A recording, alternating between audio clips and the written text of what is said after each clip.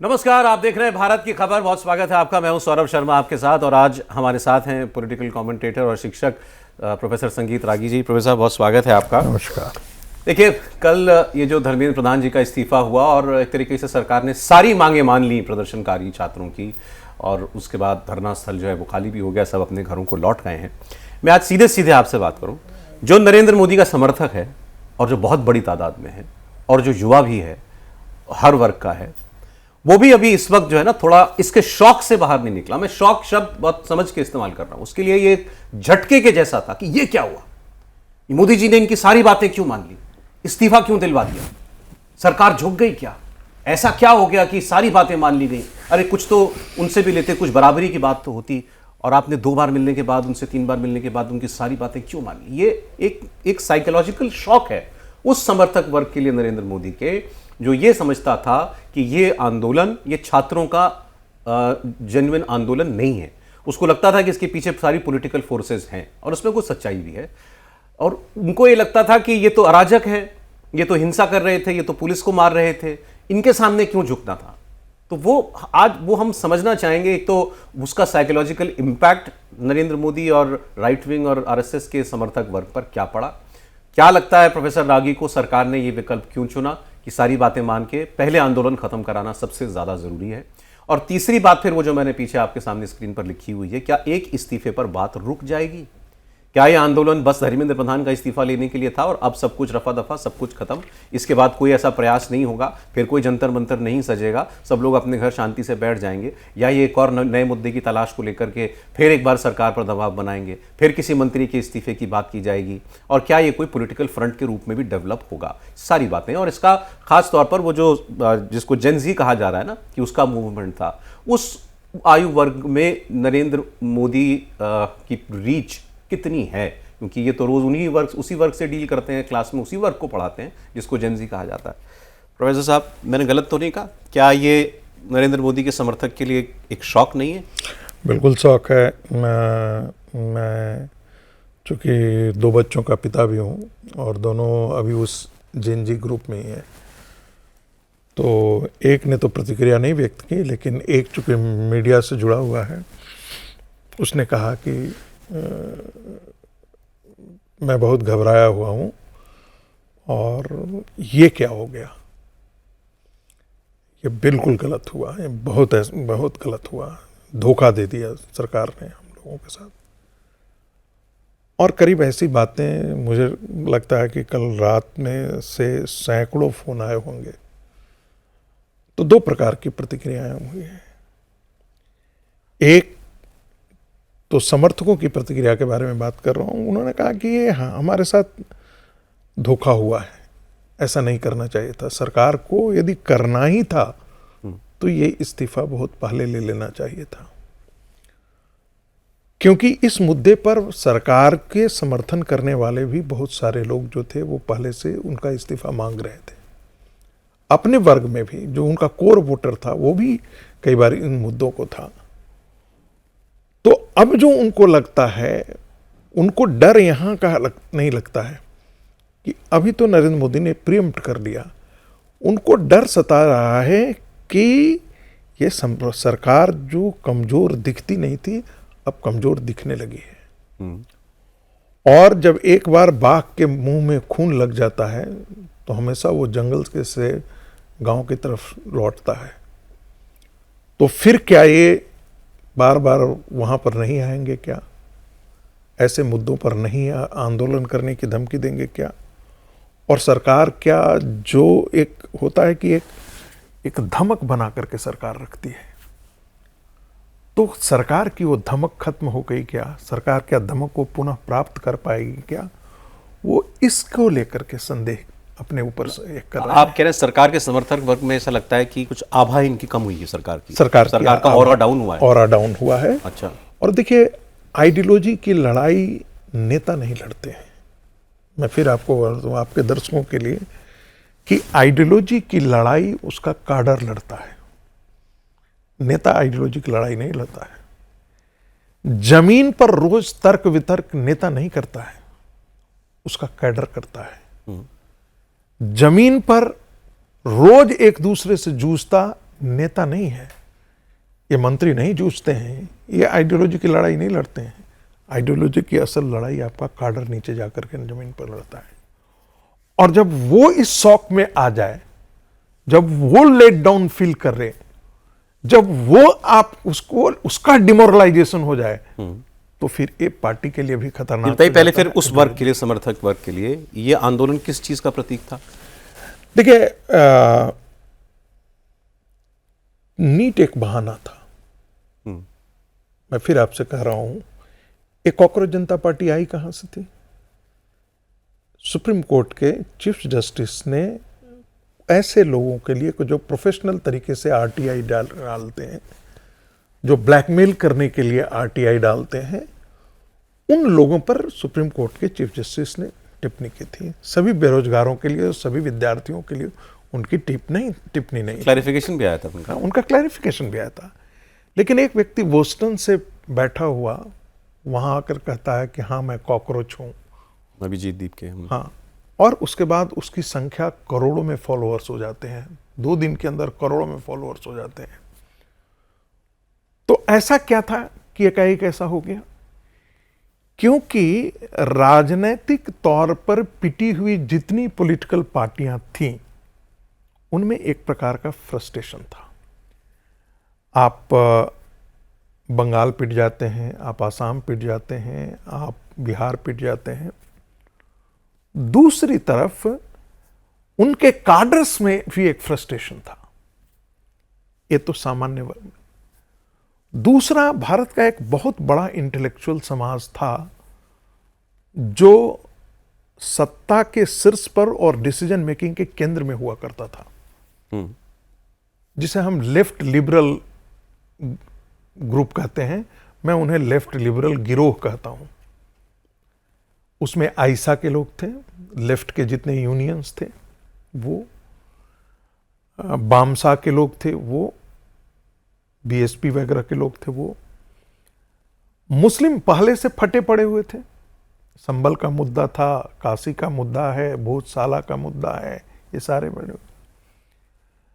TMC में टूट एक मुद्दा थी, वो अलग का फ्रस्ट्रेशन था। उद्धव ठाकरे का टूट एक अलग का फ्रस्ट्रेशन था। आम आदमी में टूट का अलग का फ्रस्ट्रेशन था। और मत भूलिए कि भारत सरकार ने नक्सलिज्म को खत्म कर दिया था, और जो अर्बन नक्सल का एक बहुत बड़ा गिरोह था, जो यूनिवर्सिटी तंत्र को काबिज था, वो और उनसे जुड़े हुए छात्र संगठन, ये सारे किसी चीज की प्रतीक्षा में थे। और ये वही सारे लोग इकोसिस्टम बना करके जो 20 तारीख को आपको दिखाई देता है, जब संसद कूच का ऐलान था, संसद कूच का ऐलान जो था,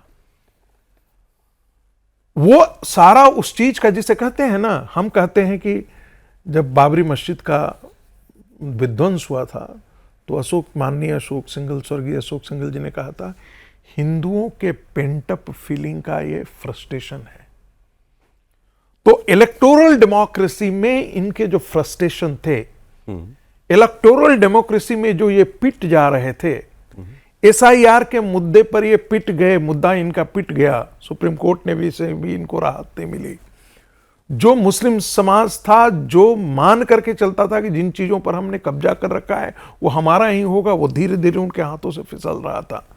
जो उनके मुद्दे थे, जो जिसे उन्होंने, इन सारे मुद्दों का पेंटअप फिल्म निकल करके वो आपको 20 तारीख को दिया है।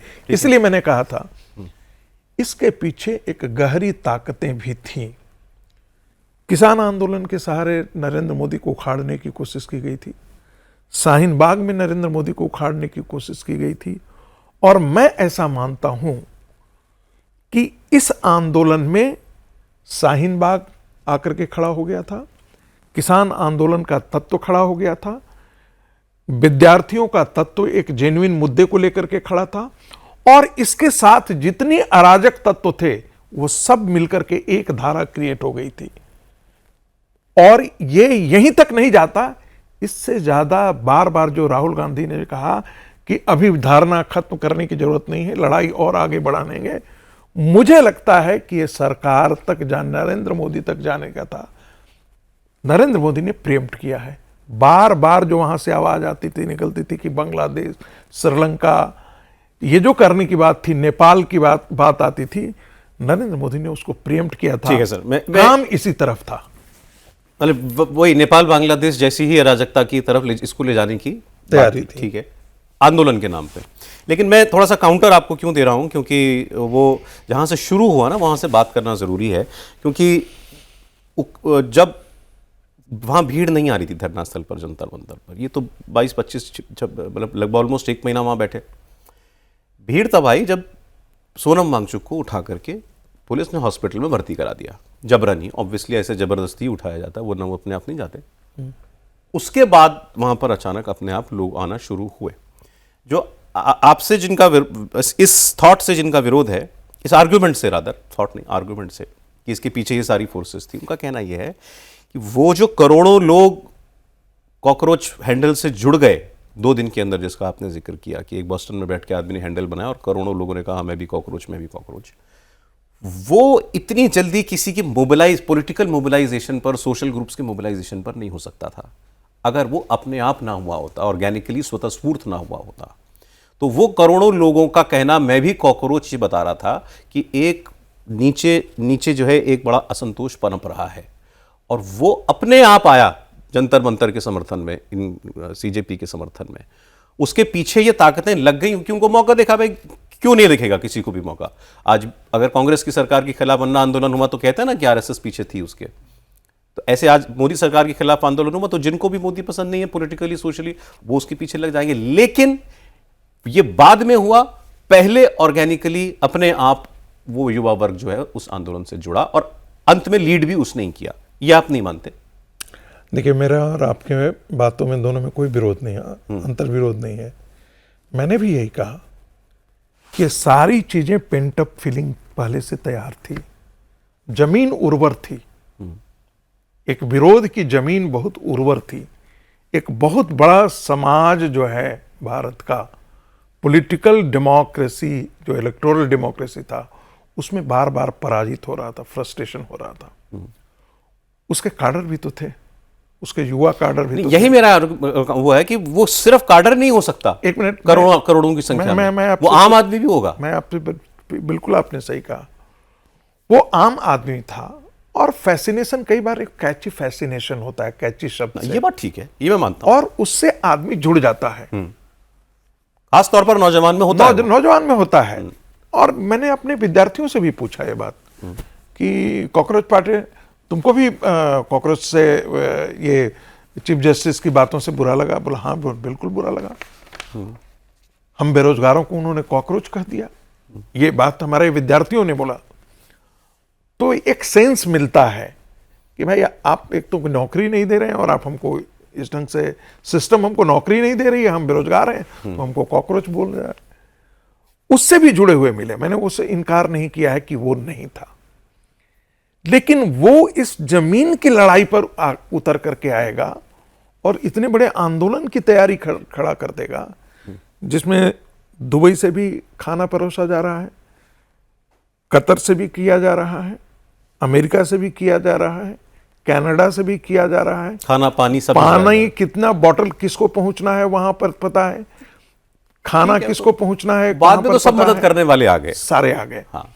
और जो जो कैरेक्टर्स वहां मुझे दिखाई दिए, आप अरुंधति राय को आप ले लीजिए, anti BJP, anti RSS, venom ये करने वाले, आम आदमी की पार्टी का पूरा नेतृत्व वहां पर गया और जिसको वेलकम किया।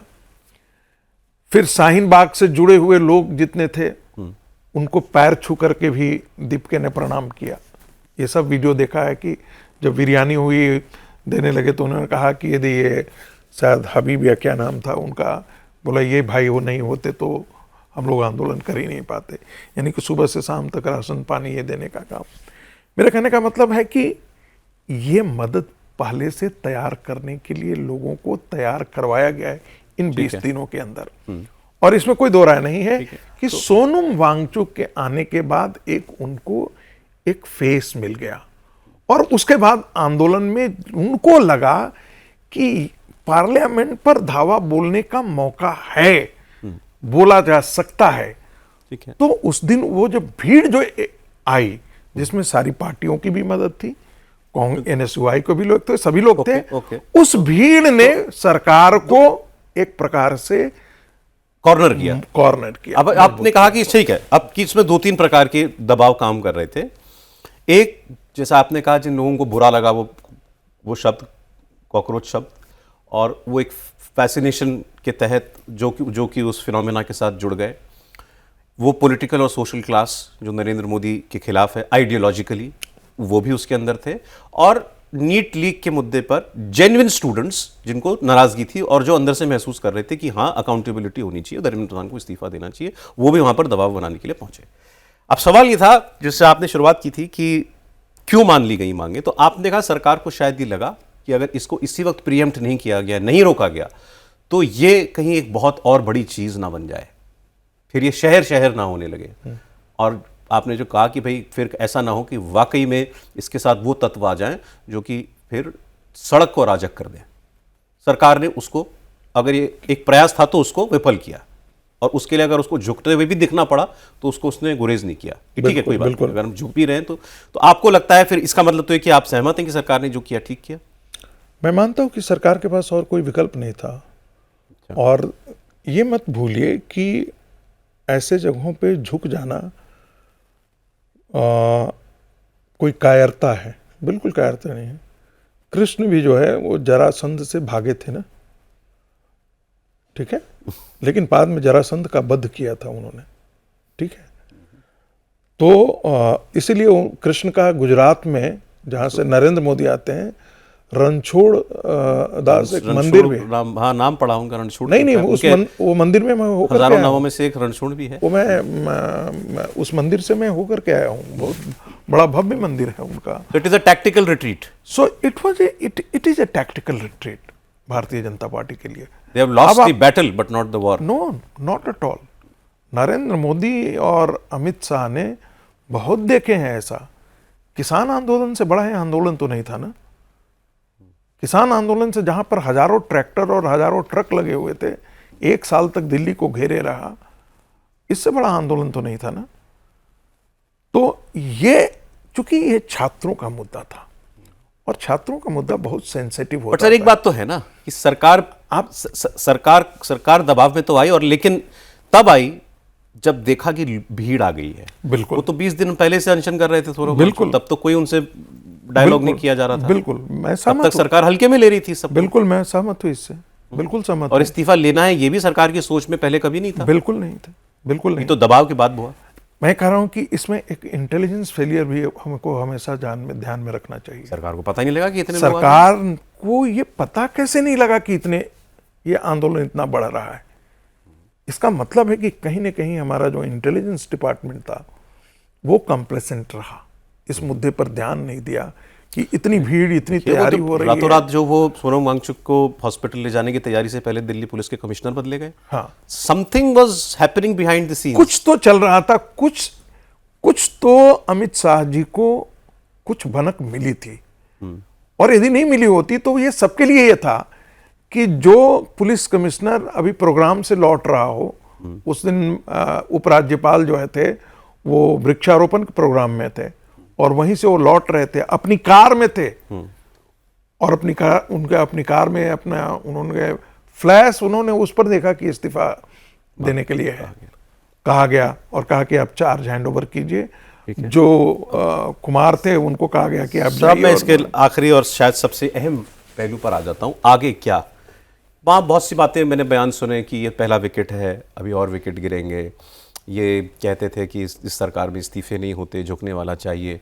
हाँ, क्या झुकने वाला झुकती है दुनिया, झुकाने वाला चाहिए। और ये भी कहा कि अभी तो और बहुत मुद्दे हैं नौजवानों के, हम हर मुद्दे पर सरकार से अकाउंटेबिलिटी डिमांड करेंगे, और आना पड़ा तो इसी जंतर पर मंतर पर आएंगे। किसी ने कहा कि अब नितिन गडकरी की बारी है, अब E20 की बात होगी, एथेनॉल की बात होगी, फिर किसी और मुद्दे पर आगे बढ़ेंगे। आपको लग रहा है कि ये बात भी यहीं रुक जाएगी, या अब जो होना था, जितना भी इस आंदोलन का प्रभाव था वो हो चुका, अब आगे नहीं, या है? देखिए, शायद CJP आंदोलन में नहीं आए, लेकिन आंदोलन आने वाले दिनों में आएगा। भारत सरकार को देखिए, ये हम बार बार इस चीज़ को दोहराते रहते हैं। और देखिए, दुनिया की बड़ी ताकत आप बनने के कगार पर हैं। जब दुनिया की बड़ी ताकत कगार पर आप बोलते हैं ना, तो जब आप विकसित होते हैं ना, तो आपका पड़ोसी आपकी कार को आप मर्सिडीज लेकर के आएंगे तो आपको कहेगा अरे बड़ा अच्छा लगा आपको देख करके, लेकिन उसके चेहरे की प्रसन्नता और उसकी वाणी दोनों में बड़ा अंतर होता है। तो दुनिया जो सब कहे कि आप भारत बड़ी ताकत है, लेकिन भारत को बड़ी ताकत बनते हुए देखना नहीं चाहती। नरेंद्र मोदी ने उस मुकाम पर ला करके खड़ा कर दिया है भारत को, जहां दुनिया की बड़ी ताकतें भारत को बड़ी ताकत के रूप में देख रही है। अब उनको लगता है कि यहां से जो छलांग लगेगा भारत का, वो फिर दूसरा चीन खड़ा होने वाला है। तो ये तो न पश्चिम का कोई देश चाहेगा, न अमेरिका चाहेगा। या फिर वो फॉरेन हैंड वाली कॉन्स्पिरेसी थ्योरी पर आए। नहीं, मैं ये देखिए, जियो स्ट्रेटजी को हमको इग्नोर कभी नहीं करके चलना चाहिए। आपको क्रायोजेनिक इंजन्स तो आपको रसिया ने भी नहीं दिया था। आपको टेक्नोलॉजी, जितना सोफिस्टिकेटेड टेक्नोलॉजी, आपको टर्बो इंजन सब आपको अपने आप बनाना पड़ रहा है। तो आने वाले दिनों में मैं कह रहा हूं कि जो आंदोलन की रूपरेखा होगी, वो एक कॉमन आंदोलन की रूपरेखा मुझे लग रहा है कि एथेनॉल पर होगा। हाँ, और इसलिए क्योंकि यही लोग करेंगे। हाँ, ये लोग कर सकते हैं या दूसरे लोग करेंगे। चेहरा बन करके आएगा, लेकिन आएगा जो जिसकी संभावना है। क्योंकि कार हम भी चलाते हैं, कार आप भी चलाते हैं। शक मेरे मन में भी पैदा होता है, शक आपके मन में भी पैदा होता है कि 2 लीटर पेट्रोल हमारा ज़्यादा जा रहा है या 3 लीटर पेट्रोल जा रहा है हमारा इंजन। अब इसका प्रूफ मर्सिडीज वगैरह सब निकाल रहा है कि नहीं, ऐसा नहीं होता है। लेकिन सस्पिशन जब एक बार डाल दिया जाता है ना, तो लोग निगेटिविटी की तरफ ज़्यादा आदमी ध्यान देता है। ध्यान रखिएगा, अच्छी खबरें, अच्छा जीवन की चीज़ें आपको उतनी कुरेदती नहीं है, आता है वो निकल जाता है। बुरी घटना घट जाए ना, तो आपको जीवन को हमेशा वो कुरेदते रहता है। मैं वैसे दूसरा एक मुद्दा है, अमेरिका के साथ जो डील होगा, ट्रेड डील, उस पर किसान आंदोलन बिल्कुल खड़ा होगा। इसके लिए भारत सरकार को सतर्क वो तो खड़ा हो चुका, वो तो अभी डिफ्यूज किया है उन्होंने, जैसे इसको डिफ्यूज किया। हाँ, उनकी 1-2 मांगे मान करके, वरना वो तो खैर शंभू बॉर्डर पे, हरियाणा बॉर्डर पे आ चुके थे 4-5 दिन। आप कह रहे हैं कि वो भी होगा? मैं कह रहा हूं कि वो भी होगा, उसको भी सुलगाने की तैयारी होगी, ताकि उत्तर प्रदेश चुनाव से पहले, गुजरात चुनाव से पहले इन सारी चीजों को बहुत बड़ा मुद्दा बनाया जाए। लेकिन ये मैं इनका फ्यूचर जानना चाह रहा हूं आपसे, ये सीजेपी और इसके जो चेहरे हैं इनका। मुझे लगता है केजरीवाल जी ने आंदोलन से पार्टी बना ली, पार्टी से सरकार बना ली। देखिए, अब तो इनकी अपनी दक्षता पर निर्भर करता है, इनके पॉलिटिकल एम्बिशन पर पड़ता है। और दूसरी बात, इनके पीछे कितनी ताकतें हैं, क्या ये सड़क की लड़ाई लड़ने के लिए हर समय तैयार हैं, और क्या जनता का इतना सपोर्ट मिल जाएगा? मुझे नहीं लगता है ऐसा होने वाला है कि एक पॉलिटिकल पार्टी के रूप में एस्टैब्लिश हो जाएं और अपनी कंस्टिट्यूएंसी बना लें और उस पर काम करके वो सक्सेसफुल हो पाएंगे। इसकी मुझे दूर दूर तक संभावना नहीं दिखाई देती है। न अखिलेश चाहेंगे कि बने, क्योंकि जब ये बन जाएगा तो अखिलेश को भी डेंट करेंगे। ये बन जाएंगे तो आम आदमी पार्टी का स्पेस भी खाएंगे, ये बन जाएंगे तो उसके भी स्पेस खाएंगे, क्योंकि इनका नैरेटिव जो है वही नैरेटिव है जो केजरीवाल का नैरेटिव है, जो बाकी सब लोग anti government, same anti right, anti right wing, anti right, anti nationalist forces, ये नैरेटिव है। देखिए फिर वही जय जय भीम, जय जय भीम, जय जय भीम। ठीक है सर, लेकिन वो वही बात हो गई ना कि भाई अभी भी जो है कई लोग कहते हैं ये नहीं समझ रहे हैं, मतलब राइट विंग के आर्गुमेंट देने वाले लोग, आप इनको एंटी नेशनल क्यों कह रहे हैं? सरकार के खिलाफ को बोलना, राष्ट्र के खिलाफ बोलना नहीं है, उसको स्पेस दीजिए बोलने की। नहीं, इसको आपने कहा पेंटअप चीजें थी, वही निकली हैं। मैंने आपसे फिर कहा कि मैं एंटी नेशनलिस्ट का मतलब भारत के अंदर जो हिंदू नेशनलिस्ट हैं उनके खिलाफ ही आंदोलन है। ये पूरी राइट विंग आइडियोलॉजी के खिलाफ ये सारी फोर्सेज हैं।